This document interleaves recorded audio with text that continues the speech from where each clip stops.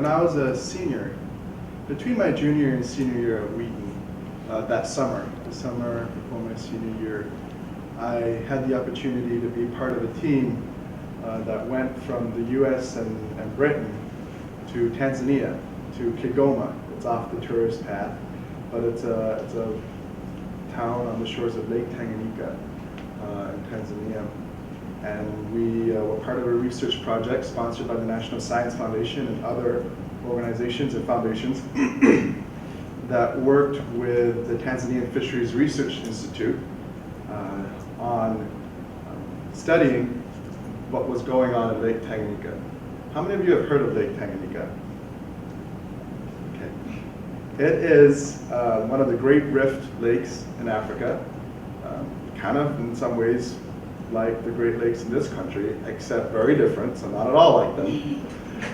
It is a rift valley lake, so it was formed as I'm going to get this wrong, so I'm not going to go into it too much. But basically, it was formed as the land split away from each other. So it's very, very steep rock formations, and it's filled with water. Lake Tanganyika is the second deepest lake in the world. Does anyone know the deepest lake outside of the biology department? Sorry. Do you know the deepest? Baikal, Lake Baikal in Russia. But Lake Tanganyika is number 2. It goes almost a mile down. That's how deep it is. The vast majority of that, of course, at the bottom has no oxygen and no life really lives. It's just sediment building up that falls down. But in the upper layers, Lake Tanganyika sustains a vibrant fishery. Now, I was an environmental biology major, and I really like fish. I like eating fish. I like watching fish. I like catching fish. I like every time I clean and cook a fish, I clean it and I poke through the belly to see what it's been eating. They just fascinate me. I like fish. And so I wanted to spend my summer, instead of working in this country, I thought, wow, what a great opportunity to be funded to go over to Africa and work in a great lake there and study fish. And all sorts of fish that you can find in the aquarium stores sometimes in this country or at the aquariums that you visit, but fish that are very different from anything we see here. And so I went over, and I'm a missionary kid. I was born and raised in Singapore, Malaysia. My mom's Malaysian Chinese. And so I'm familiar with, Singapore is not a third world country, not anymore anyway, but Malaysia still is in some ways, at least the part my grandmother came from, and so the part that my mom was from. Anyone been in Malaysia? Okay, well check it out sometime. It's a really cool place. It's a Muslim country, and my mom is Chinese, so she was part of the minority, and she was a Christian. She became a Christian. She was the first in her family to become a Christian. They lived in a little coastal village on the shores out just outside Malacca. It was the coastal town. It used to be a Portuguese colony, and then it was a British colony, and then the Japanese invaded, and the British got it back, and finally they got their independence at the same time that Singapore got their independence, which was around 1965. So I grew up in that context. My grandmother didn't have running water. She had a well. She was one of the better off people in the village. She actually had her own well. She didn't share. But one of my favorite jobs as a kid was pumping the well and getting the water out. And I would do it all day if I could, but I wasn't allowed to. And I don't know why. It's like free labor. Why wouldn't you want? But they were always, no. So I wasn't allowed near the well. But I was allowed near the chickens and the goats. If I could let them, if I could get near them, they tended to run away when I came. But I had a lot of fun growing up in that kind of third world context. And so I saw firsthand the impacts that environmental degradation or pollution had on the ability of people to live on the land and thrive. I saw very early on, as a kid there in Malaysia, that when the land isn't healthy, people aren't healthy. And so it was kind of with that mindset that I went to Tanzania to work on this fisheries project.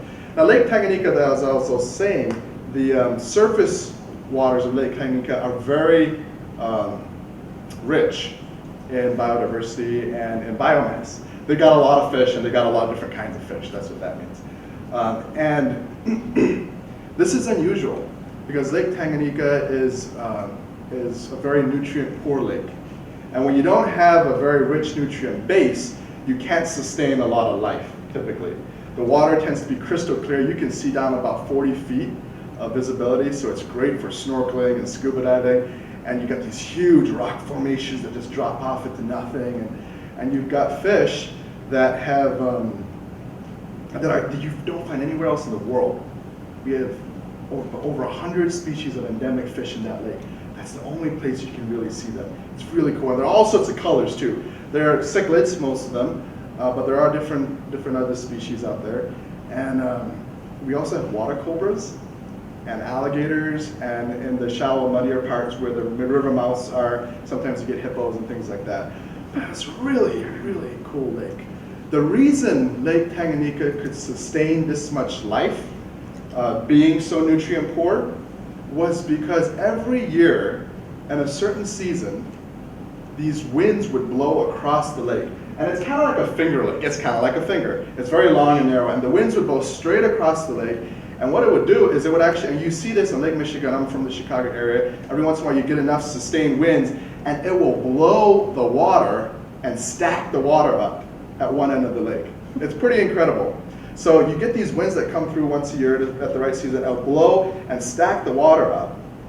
And then what happens there is by stacking the water up, it kind of creates this circular upwelling motion that digs up a lot of the nutrients at the bottom of the lake and brings it up to the surface waters that are very nutrient poor. And so that's how the lake sustains all the life, is it scoops up all these nutrients from the bottom every year and cycles them through. And of course, the nutrients feed the different plant matter that grow, and the plant matter feeds the little fish and the little other things and invertebrates that grow, and then those feed the slightly bigger fish, and those feed the huge fish, and those feed us. And that's how the system worked. And for generations, it's worked really well that way. Now, while the fish population has worked well, and while the biodiversity in the lake has been really good for many years, the human populations around the lake have struggled a lot. They've struggled. The countries around Lake Tanganyika are Tanzania, Burundi, and the Democratic Republic of Congo. So countries that have been going through significant civil war and other conflicts. And so around, actually Kigoma was the hub of this, we had a lot of refugee camps from people displaced by the war. And so there was a lot of poverty and a lot of violence that had been in that region for many, many years. And actually now in Chicago where I live with refugees who are from Kigoma. Some of the kids that hang out in my apartment every day speaking Swahili, they are kids that were born in Kigoma on the very fishing beaches that I worked. It's really exciting. We get to talk all about it. It's a lot of fun. But the people around the lake are very poor, and they depend on the lake for their survival, for fishing, it's what they eat for their protein, but it's also what they sell to make an income. And these are hard-working fishermen. I was down on the lake every day, and this is, away from the tourist areas, so it's when, I look pretty white. I show up on this lake and everybody's staring at me and everybody's going, Muzungu, Muzungu, Muzungu. I'm like, yeah, I know, I'm a Muzungu. And we're on the beach and I was going through I had to learn, there were 150 species of fish that we would regularly see in the catch that the fishermen were bringing in. And I had to learn how to identify them according to their common English name, their scientific, Latin scientific name, their formal Swahili name, and then the really inappropriate names that the fishermen would sometimes give them because they didn't like that species of fish or something like that, and they would love to try to get me to say some of those things. They're like, you know what this is called, and I'd say it. They go, ah, you know what you just said. We also had these electric catfish.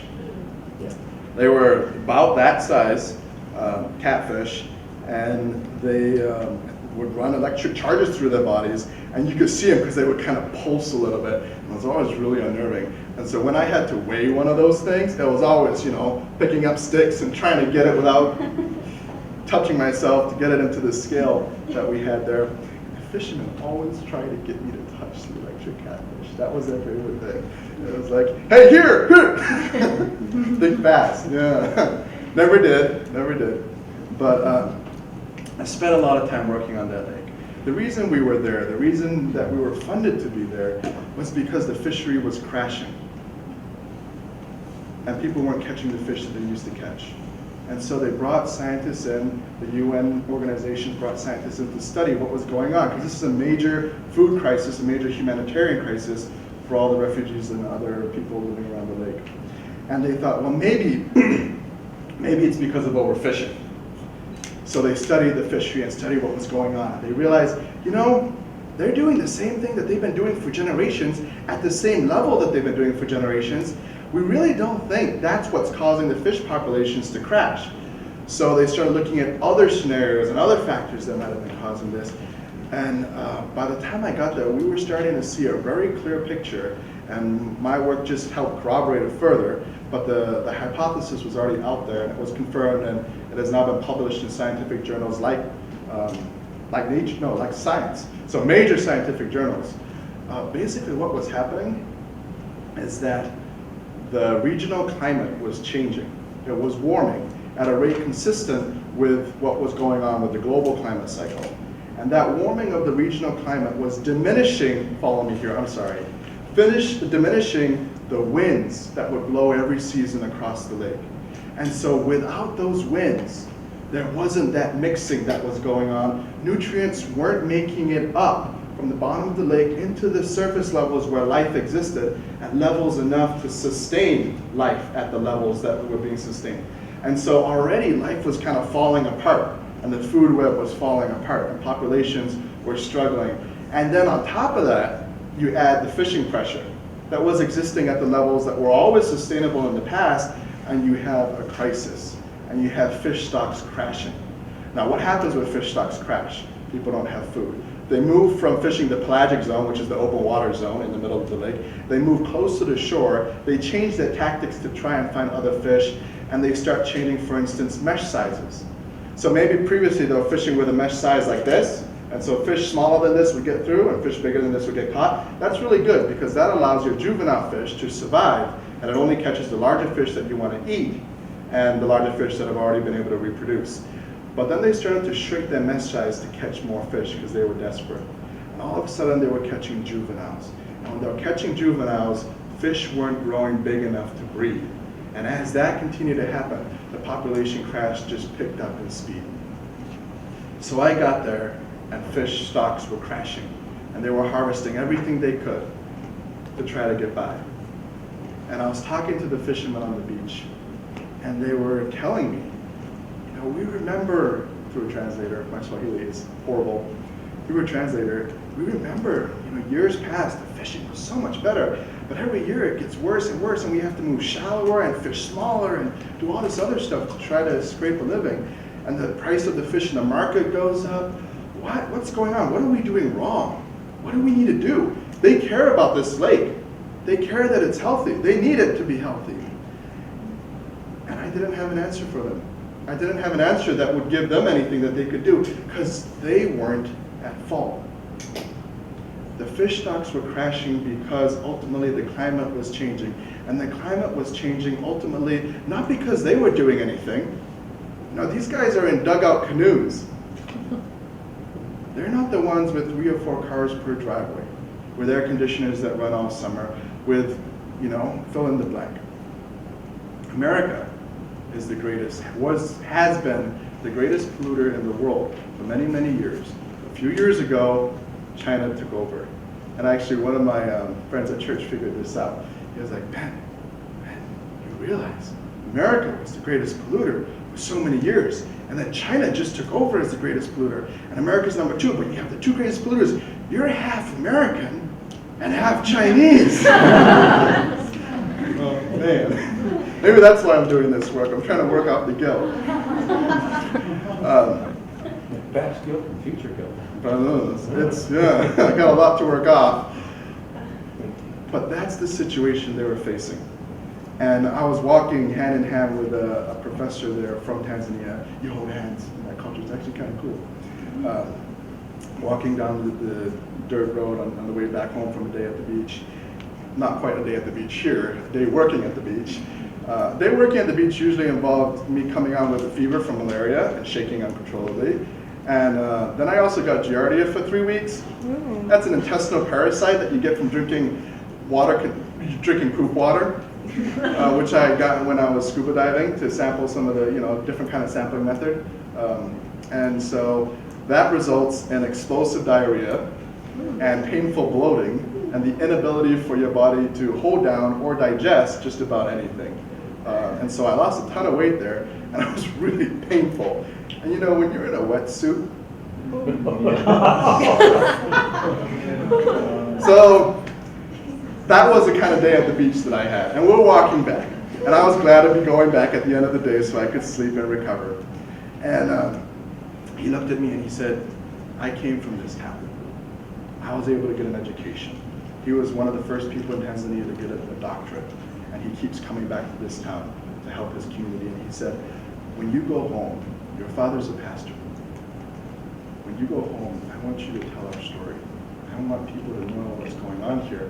I want you guys to understand that the actions and the lifestyles and what you do in your country impacts my people in this country. And we need your help. So I came back and I wrote the book. And in that book, I open it up by telling that story of walking alongside him and hearing that challenge from him. And what I came back, and as I've gotten more involved in this work that I've been doing, you know, the evidence has just been piling up. The data has just been strengthening. The impacts around the world are just coming in more and more and more. And we work at the Evangelical Environment Network and with Young Evangelicals for Climate Action. We work very closely with our relief and development partners. These are groups like World Vision, World Relief, Food for the Hungry, Plant with Purpose, who's a local partner here in San Diego, and as well as partners in the UK like Cheer Fund and Christian Aid and Oxfam, and consistently, I was just at a leadership retreat where I got to sit in the room and listen to the chief executives of all these organizations there, and they were telling these pastors, look, our people in the field, our field workers are reporting back. Our number one priority, our number one concern is climate change for a lot of us, because it's threatening to undo all the progress that we're making to help people get clean water. It's threatening to undo all the progress we're making to help people develop a more stable food supply. It's increasing the intensity of certain natural disasters and the frequency of things like droughts and floods and other stuff. And so we're having increased migration that we're unable to cope with. This is a crisis for us.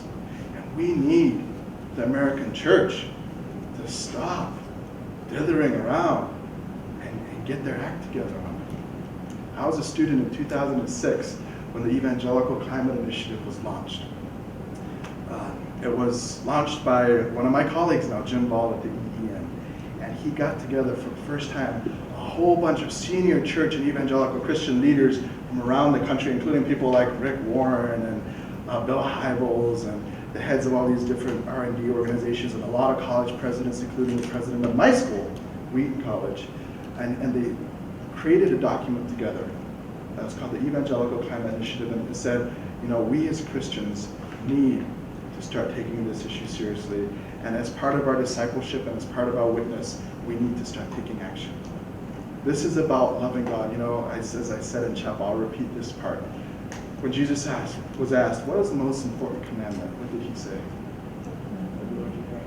Love the Lord your God with all your heart, soul, mind, and strength. And the second is like the first. Love your neighbor as yourself. We can't love the Lord our God with all our heart, soul, mind, and strength unless we also care for his creation, which he made, which he loves, which he sustains, and as I talked about in chapel, which is part of his process of redemption and reconciliation. You can't do it. And the second is like the first.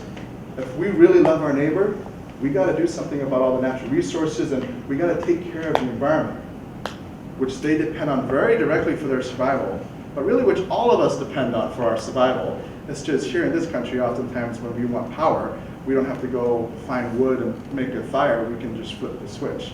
When we want food, we don't have to, you know, take our nets out or take our, you know, hose out and go out into the field and harvest or hunt. We can go to the supermarket, go to the restaurant.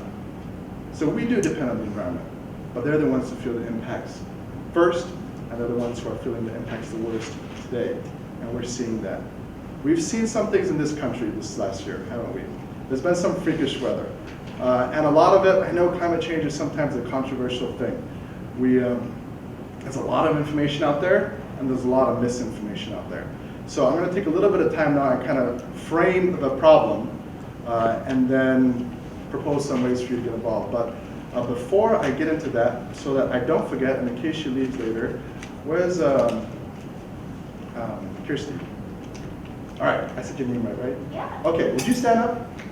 She's the president of Students for Environmental Action and Awareness on this campus. Afterwards, well, thank you. When you can sit down, thanks. Afterwards, if you're looking for ways to get involved in your campus, talk to her, or talk to Alexandria, or talk to the professors who are here as well. They can help you find ways to get plugged in and get going. Some really important work that they're doing. But I'm going to keep it simple. 3 numbers. 3 numbers. The first number is 2 degrees Celsius. That's the number that all of the major governments in all of the countries of all of the world came together in Copenhagen a couple years ago and agreed was the maximum level of warming that we wanted to allow. They didn't agree on how to do anything to keep it that way, but they did agree that we cannot afford to let the average temperature around the planet increase more than 2 degrees Celsius from pre-industrial levels. We're currently at 0.8 degrees above that. So we've already increased 0.8 degrees. So we have 1.2 degrees left to increase. But 2 degrees Celsius is what everybody can agree on. Okay, so that's the first number. The second number is pretty easy to derive once you have the first number, because our science has become a lot clearer. The second number is 565 gigatons. That sounds like a really big number. But 565 gigatons is basically the carbon budget that we have between now and about 2050, the middle of the century. If we want to keep warming to within 2 degrees Celsius, we can afford to emit another 565 gigatons of carbon into the atmosphere. And that's our best guess. Any more than that will probably increase the temperature more than 2 degrees. Any less than that, we're probably going to help ourselves out a little bit more. And take into account, these are all best guesses. We have never done this before. We're engaged in a global experiment to change the chemical composition of the atmosphere. We have never done that before. We don't know what we're doing quite yet. So we're trying to figure it out, and our models are becoming better as we go. But 565, you think that's a big number until you realize that last year we emitted 31 gigatons of carbon in 1 year alone. So you do the math, we can't be emitting that much more before we're going to be running out of our budget. On top of that, the IEA, the International Energy Administration, or I forgot, is that what it stands for, administration? Basically the UN's energy expert says that we have locked in 80% of that carbon budget already in infrastructure and existing power plants and other things that we've already committed to. So we've already locked in 80% of that 565 gigatons. We have 20% more that we haven't accounted for yet. But that will probably, if we keep going, business as usual, be accounted for by 2017. The first number was 2 degrees Celsius. The second number was 565 gigatons. The third number, I need to refer to my paper because it's a big one, is 2,795 gigatons. That's the amount of carbon currently in the proven resources, currently in the hands or within reach of the fossil fuel industry. That is the number that world markets are based on. When people do calculations and when people make trades, they're making it based on that 2,795 number. That's 5 times 565. Basically, the fossil fuel industry today holds 5 times more carbon in their reach than we can safely emit in the next 35 years if we're not going to blow past 2 degrees Celsius. That's the challenge we're up against. For many, many years, we didn't know what we were up against. And among people, the governments and leaders and activists and people who are trying to address climate change and the climate crisis. Now we know what we're up against. That's the number we're up against. We're up against the fossil fuel industry. Coal is not inherently evil. Oil is not inherently evil. Those are resources. We, as people and as a society and as an international community, have the choice to be good or to be evil, to practice virtue or to engage in sin and vice. It's on us. But if anyone here thinks that the fossil fuel industry has any motivation on their own not to burn that 2,795 gigatons of carbon, then I hope you're right, but I'm not sure I'm willing to trust that. This is the most profitable industry the planet has ever seen. According to some numbers, and I'm not 100% on this, but it'd be pretty close, 1 or 2. ExxonMobil last year made more money than any other corporation has made in the history of money. $41 billion in profits last year, 2011. What do they do with a lot of that money? I ran for Congress. I saw where a lot of that money goes. It goes to pay our politicians. It goes to help their re-election campaigns. It goes to cripple our democracy so that government doesn't always work the way it's supposed to work. This is not very good news. I know this is kind of a downer. I'm sorry.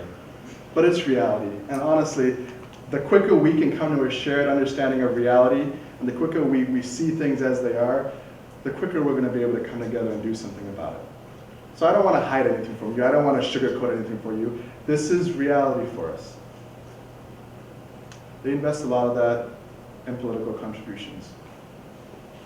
And so it's no wonder that whenever we try to get a climate bill or an energy bill that moves past fossil fuels to be considered in our government, it somehow fails each time.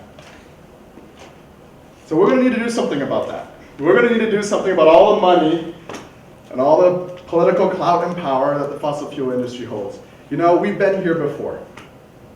There was a time, slavery is just as real today as it was back in the days of William Wilberforce, but at least now it's not legal. There was a time when slavery was legal. There was a time when the powerful nations of the world, the British Empire, was built and thrived and flourished on slavery. How many of you watched Amazing Grace? That was a good movie. You guys should watch that sometime. But when they said slavery is wrong, slavery is immoral, we need to, and William Wilberforce, an evangelical Christian, led this charge, we need to outlaw and make slavery illegal. When he said that, you know what the response was? You can't do that. Our economy is based on this. If you do that, our economy collapses. Well, it didn't. It always pays to do the right thing. And our generation is being called to do the right thing now. We have an opportunity to step up. An organization called 350, led by a guy named Bill McKibben, is doing great work around the world. He's actually a Christian. He may not believe everything that we believe or in the same ways that we believe it, but he still says, you know, his life is following Jesus Christ as his Lord and Savior. And he's leading the global climate movement called 350.org, and they're in about 200 countries around the world, and they're doing really good work. But you know what? The church is nowhere to be found. The church is nowhere to be found. And to me, that's my biggest concern. Because at the end of the day, I mean, we look at all these numbers and we realize what we're up against, but I also know that I only see but a little sliver of reality, right? Reality is much bigger and much more complex than even with the Bible and everything that I know and I can study than I can grasp myself.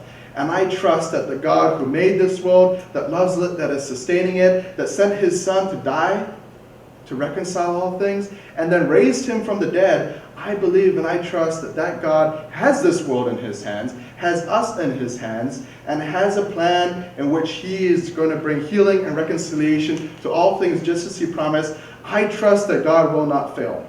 Our governments might fail, our markets might fail, our leaders might fail, our churches sometimes might fail, but our God will not fail. And so if we hitch our call and our cause to him, if we make his mission our mission, then no matter how bleak it looks now, no matter how daunting or discouraging it looks now, we can trust that ultimately at the end of the day, our efforts, he will use our efforts to bear fruit and to bring his kingdom here on earth as it is in heaven. So while the rest of the world gets stumped with despair, and there's a heck of a lot of despair in the environmental community, let me tell you, I work with a lot of environmentalists who aren't Christians.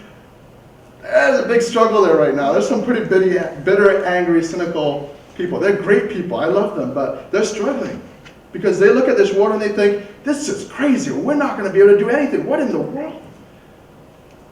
But we have hope. We act out of love, not fear.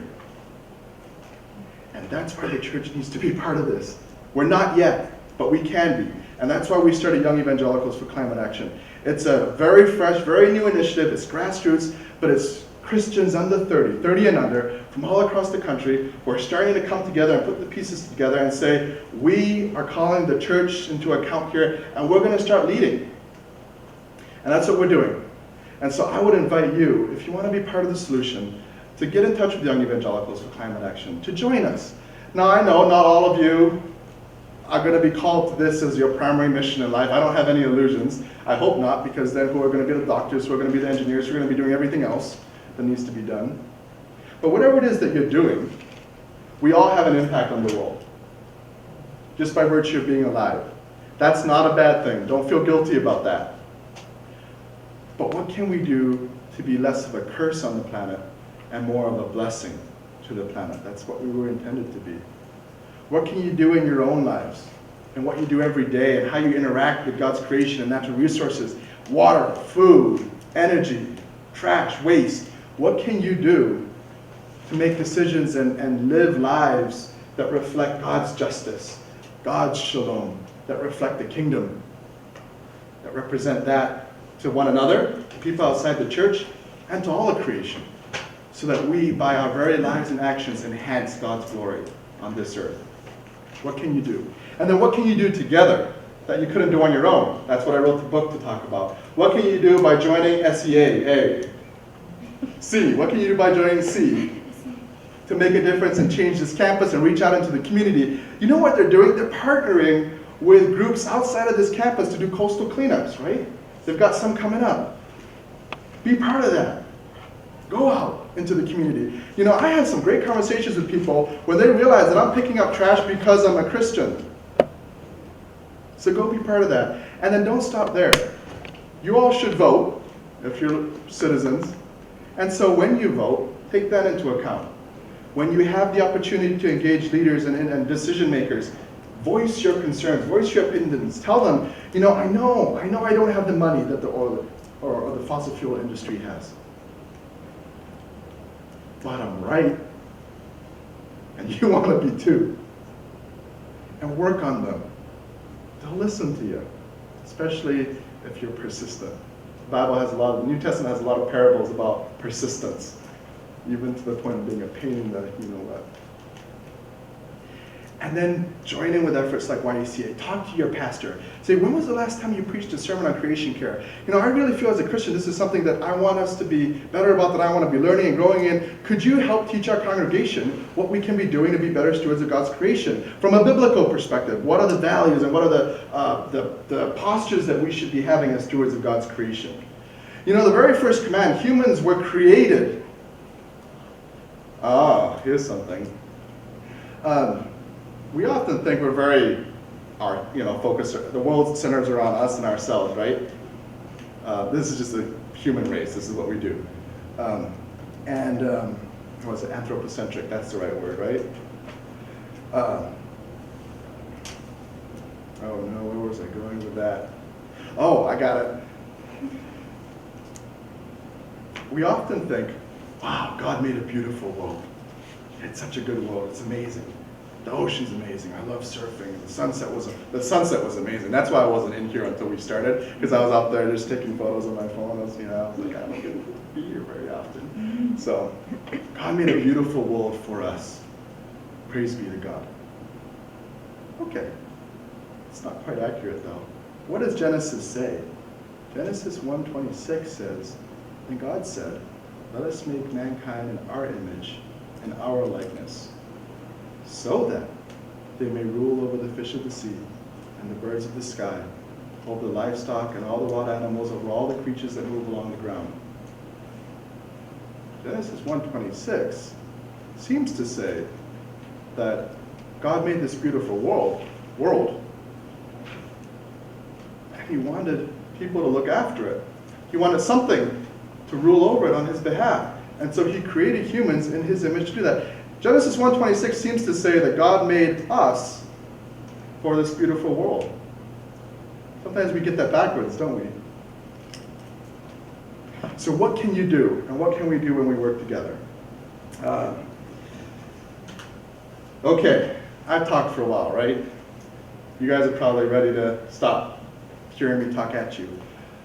So let's open this up for questions. But as I do that, I wanted to let you know that we've got a sign-up sheet out front for Young Evangelicals for Climate Action. If you put your name and email address there, then we'll get in touch with you. We'll keep you in the loop. We'll let you know what's going on. And there might actually be some efforts going on this year with some of the students on this campus. We might be partnering with C and other things to do some stuff. We're still trying to figure it out, but stay tuned to that and sign up if you'd like. I also have a few copies of my book, and there are some magazines out there that you're welcome to pick up. Our website is www.yecaction.org. But in all these things, I hope I've not left you too discouraged, because I'm really not discouraged. I think, we have a lot of work ahead of us, and it's not going to be easy. But sometimes we forget that Jesus never said life was going to be easy. He actually said things like, blessed are you when people insult you and persecute you and falsely say all kinds of evil against you because of me, for yours, great is your reward, the same way they persecuted the prophets who were before you. Jesus seemed to think that life was going to be a struggle for people who followed him.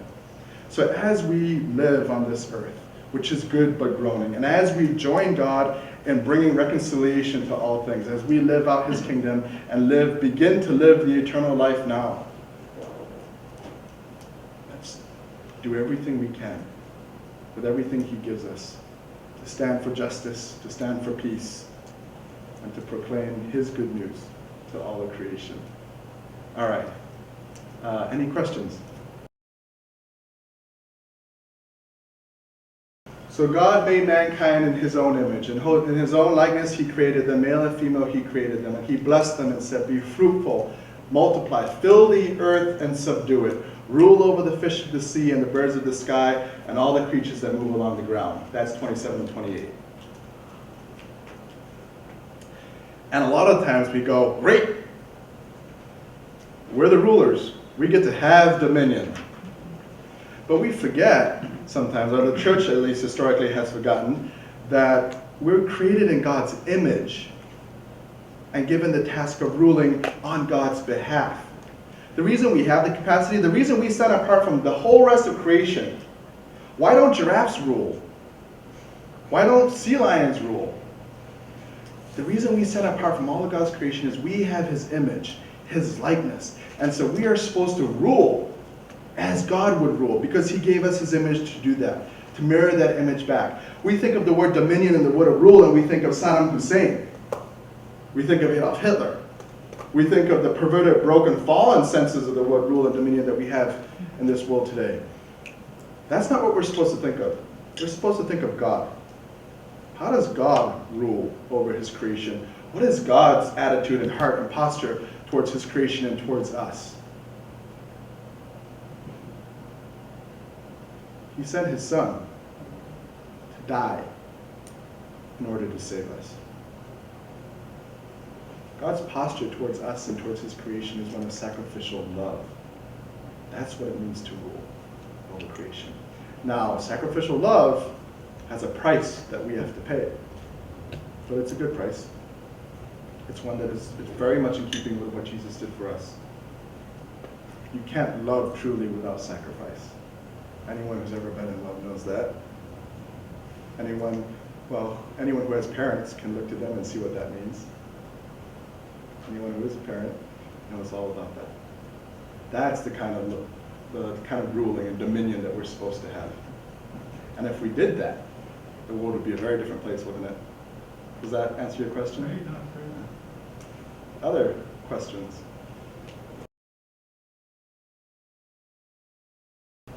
That's a great question. I think as I started out chapel by saying, I usually rank Point Loma in the top 5 of Christian colleges around the country in terms of what you're doing with sustainability and stewardship.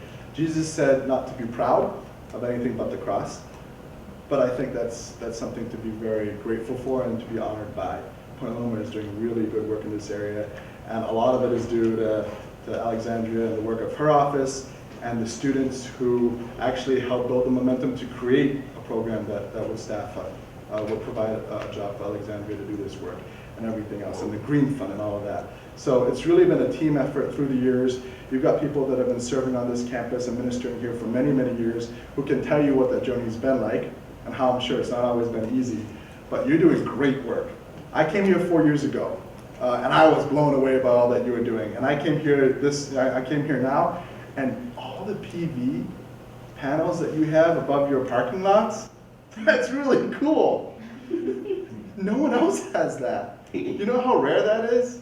You know how rare it is to have a green fund? Shoot, you know how rare it is to have a sustainability coordinator? There are about 5 out of 110 CCCU institutions, Council for Christian Colleges and Universities. So you guys are doing great work. Now what we want to do is we want to tell the story of Point Loma to the other campuses around the country, to the other Nazarene schools, but to the other schools everywhere else, and encourage them and show them what's possible if you put some effort together and get people working together. But then of course the other thing that we want to do is you don't want to, all right, we're doing great. Well, you don't want to coast. There's a lot more that you can do, and that was the second part of your question. I'm not going to be presumptuous and think because I spent a day and a half on your campus that I know what you should be doing. I can suggest a lot of ideas, but really I think some of the best people to talk about, if you want to know what should be done, are these people here.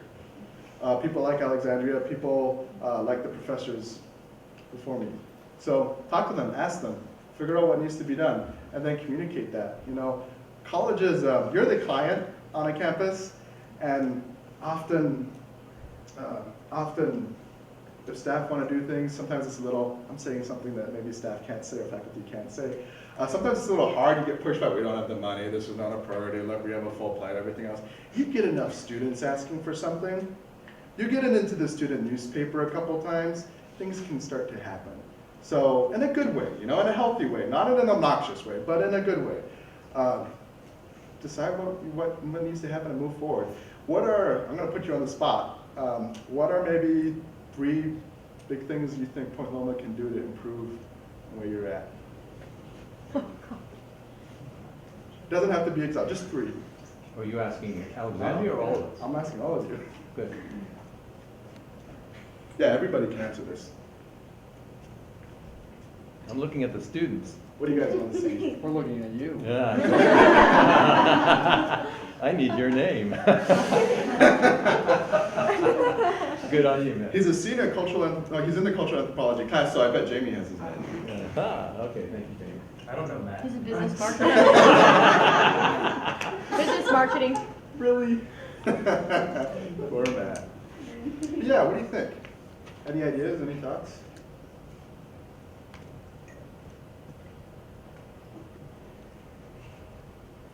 Well, what I think is that we need to develop a culture here on campus where it's not just, some kooky professors or the Nerdy person who professors. has the nerdy whatever, or the naughty professors, I don't know. Or the sustainability I coordinator. like being a naughty professor. Who already are. Oh, okay. Or the sustainability No, this is being coordinator. recorded. The problem with issues like this is we tend to think, well, that's someone else's job. We do have a sustainability coordinator. She can do everything, can't she? Or, there's those professors that, this is their passion. The fact of the matter is that everyone is overloaded and overwhelmed. You guys are, we are. But if we work together and we start seeing that this is all our responsibility, then some great things will happen. And that's really the nice things you said about Point Loma and our sustainability stance is because faculty, staff, and students got together many years ago and said, let's work together and You know, let's just work hard in our spare time, which we don't have, to try to make things happen. And we still need to continue doing that and to integrate this idea of sustainability, which is basically how can we live so that we can, you know, do good and not hurt God's creation. How can we do that and extend that to other areas, not just photovoltaic panels, which is a great thing, but other areas as well. And there's, I could tell you my pet peeves, like no more one-use plastic plates in every single catering event that we just dump into the landfill. I don't like that. That doesn't represent who we are and what we believe and our faith commitment. So anyway, that's one. Thank you. You know, I think one of the most powerful things that could happen would be if students would begin to talk with each other and then begin to raise their voices. And to begin to ask why the 4 years here don't prepare you more holistically to be part of the change that is clearly needed. It's not that you don't have professors that care, and it's not that you don't have good majors, and it's not that you're not prepared for jobs. You are. But thank you for the accolades, but I personally think we're so far from being a sustainable learning community, and that's social and environmental and economic sustainable learning community. How do we manage to have an economy that creates sufficient resources for people, for all people, without growth? All of the political dialogue we have right now is, how do we get growing again? Well, you know what growth means? It means more material throughput. You know what more material throughput means? It means more environmental devastation, which means more impact on the poor. We have to collectively rethink the whole equation that we have all grown up thinking was normative. And do we address that as a university? Not as a university. A few people think about it and talk about it in their classes. So we have a long ways to go as an institution. And I think that as students who are going to be living through this change, you should be demanding it of us. And if enough of you do it, let me tell you, the administration and the faculty will respond. So here are two ideas. One thought is,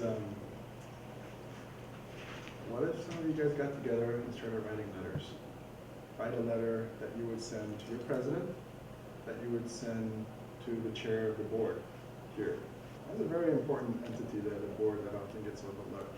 And I can say this because I'm not sorry, I'm going to be gone, but to get me in trouble, it's going to be too late.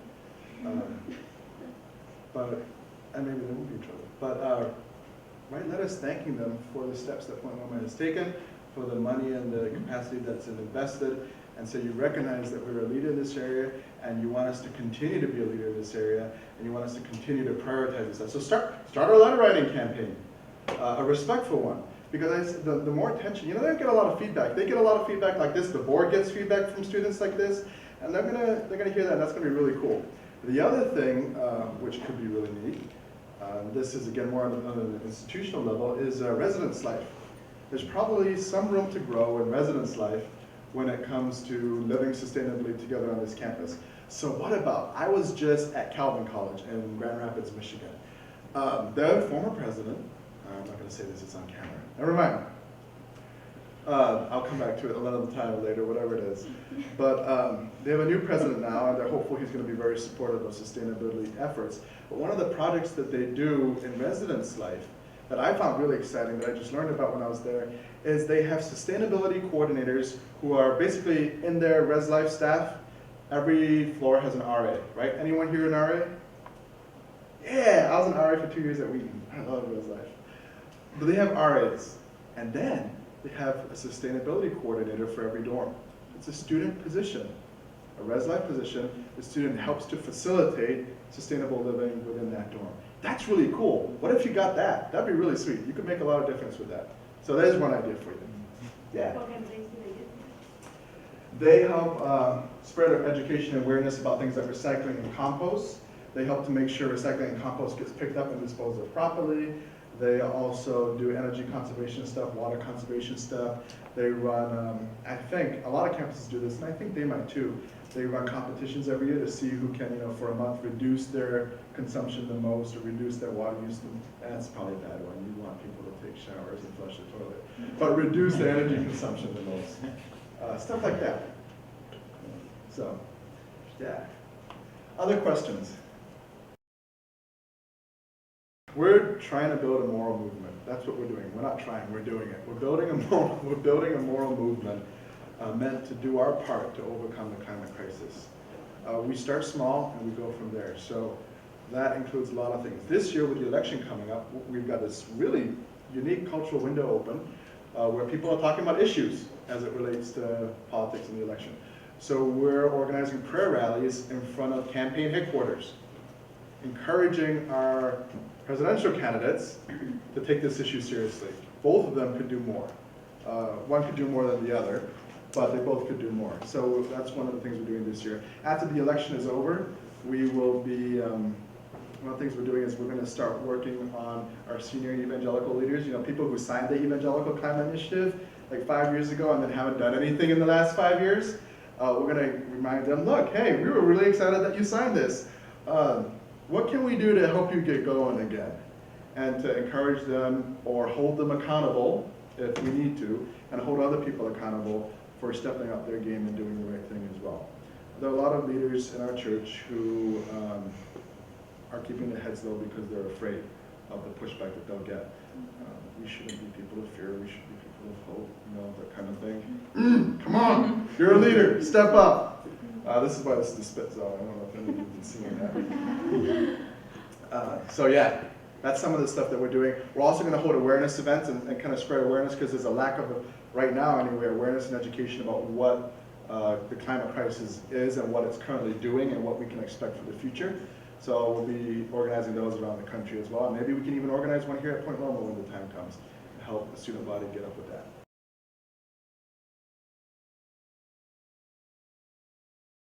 I don't know if there's anything California at a federal level there isn't.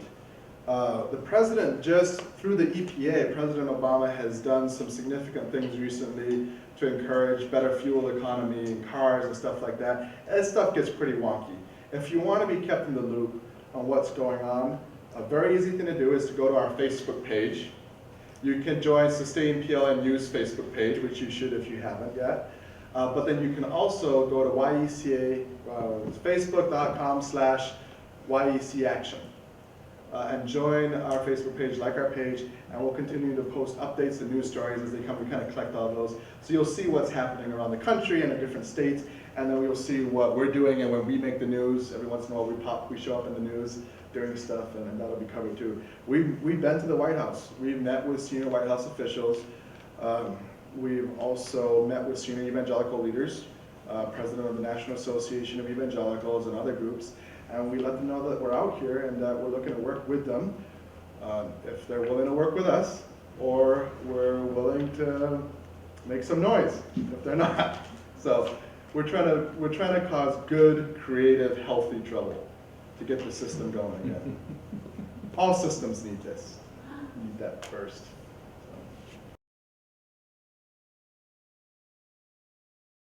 The big picture is climate changes all the time. Climate is never completely static. It just changes very slowly, and we've never, since humans have existed on the Earth, over the last 6,000 years, or if you believe in evolution longer, whatever it is. Since humans have been here, the climate has been relatively stable. And so we've been able to flourish and thrive and set down roots and create a world that's based on this relatively stable climate. 2 degrees Celsius is meant to be a goal. It was the goal that our politicians and negotiators thought we had a chance of reaching. It's now, most of them think they're not sure if we had that chance anymore. But a 2 degrees Celsius rise, actually, here, if you want to know more, instead of me rambling and getting all wonky on you guys and getting statistics wrong, because I'll sometimes start to do that if I'm not too familiar, I don't have the numbers in front of me. The National Association of Evangelicals recently published this booklet. I got a couple copies here if a couple people want them. It's called Loving the Least of These, Addressing a Changing Environment. This was the product of a several-year effort that brought together the best expertise from Christian scientists and policymakers and church leaders and theologians and denominational heads and all these other people came together in this document that really runs through climate change and what's going on. So this will show you, but basically, even with a 2 degrees Celsius rise, we're gonna see things like, right now, this is what we understand, stronger hurricanes. Not necessarily more frequent. We're still trying to figure that part out, but stronger storms, and that makes a lot of sense. The warmer the water, surface of the water, the stronger the storm will be. That's how storms feed themselves. And then we will see more droughts and more floods in different places. We're already experiencing a huge drought here. Actually, Osavo, it's an organization I work with up in Michigan. I go up there. It's on Louise Pond, which used to be a pond that had bass that you could catch, so I hear. It's now a marsh. Actually, it's not even, yeah, it's now a marsh, but there are trees that are starting to grow on it. The water level has dropped. They're in a 30 to 40 year, well, they're in a, kind of like a 30-year drought. They're not calling it a drought anymore. They're calling it the new climate regime. So we're seeing things around the world, and we're going to see them. Hopefully 2 degrees Celsius will limit the impacts that we do see. But it's still going to cause a lot of destruction. So we got to plan for that. We have to do 2 things when we're addressing climate change. One thing we have to do is we have to try to stop climate change or slow it. The other thing that we're trying to do is we're trying to help communities adapt to the existing impacts that climate change is going to have. And that's why we work so much with our relief and development partners, to help communities around the world do that. Other questions?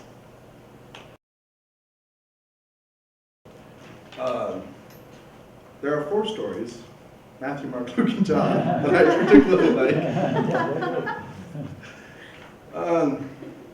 I see a lot of signs of hope. Honestly, some of my favorite stories of hope come from my run for Congress a couple years ago in 2010. I ran because I thought it was the right thing to do, and I won't get into the politics, the policies of what we're trying to do there. But I will say that at the beginning when I started running, I had people come up to me, and I was running as a Democrat because the incumbent was a Republican. I'm not saying I support the Democratic platform. There are significant problems with it, in my opinion, just as there are with the Republican platform. But I was running as a Democratic candidate, and I had people in the Democratic Party come up to me, and at the very beginning they were, I remember this one lady, she was very angry. She's been a Democratic activist for many years. She's like, I know people like you. You're one of those evangelicals. And I would rather have nobody run for us than someone like you. And the party base for a long time worked very actively to oppose me, even though they didn't have another candidate. So that was kind of a bummer. But throughout the whole process of the campaign, we were engaging, we were interacting, we were learning, we were growing on both sides. And by the end of the campaign, that same woman came up to me at another event towards the end. And she said, hi, you remember me? I remember you. You were one of the reasons I don't sleep very well anymore. I said, well, when you started running, I was completely opposed to you. I was just so frustrated that you would dare to run our ticket and the damage you do. But now that we've had time to get to know you and interact and learn more about what you care about, now we know that Christians can care about the environment. Now we know that Christians can care about immigration reform and can care about poor people and can care about, and I'm really glad that you ran. I'm really proud that you ran. And I really hope you run again. And you know what? That was a pretty sustained effort within the Democratic base when this election started coming around to get me to run again. These are the same people that tried to kick me off the ballot the first time. And you know what I learned? Because the campaign was an incredibly hard experience for someone like me. I'm just not the kind of person that makes for a good candidate.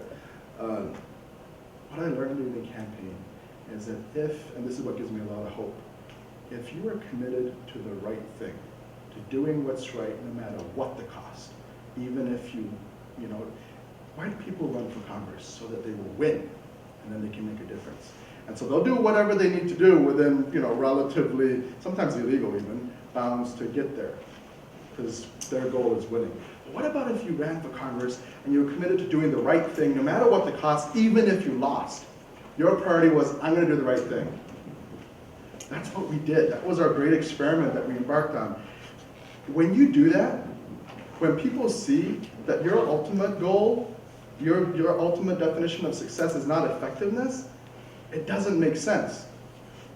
Well, if you don't win, then what's the point? If it's not you that you're doing this for, then what's going on? And they start to look and they start to ask questions. And you know what? When the math doesn't work out, all they're left with is Jesus. And that's what some people, I had no idea. In the middle of the campaign, I was just kind of in the middle of the mess. I was getting attacked from all sides. It was brutal. I was struggling. I was making mistakes. I was trying to do this better. I thought, God, why are you having me do this? My accountability team was praying, and I kept going to them every week saying, should I drop out? Should I drop out? Please let me drop out. Say it's the right thing for me to drop out. Someone hear a word from God. And they did, and they said no. And so I stayed on to the very end of the campaign. You know what? We saw people become Christians on the campaign. We saw people find Jesus. And so the great hope that I take away is when we are committed to defining success as faithfulness, no matter what the cost is and no matter what the outcome looks like it's going to be, we can't imagine what God is doing. But one day we'll see it. And I saw some of the fruits of the campaign already, and I'm blown away by it. And who knows the work that you're doing here and now, what it's going to end up in. You got to believe if you're being faithful to God, if you're doing His work in His way, as Hudson Taylor said, first of all, you will never lack His supply. And second of all, you'll see fruit beyond your wildest imaginations. So maybe we'll close with that.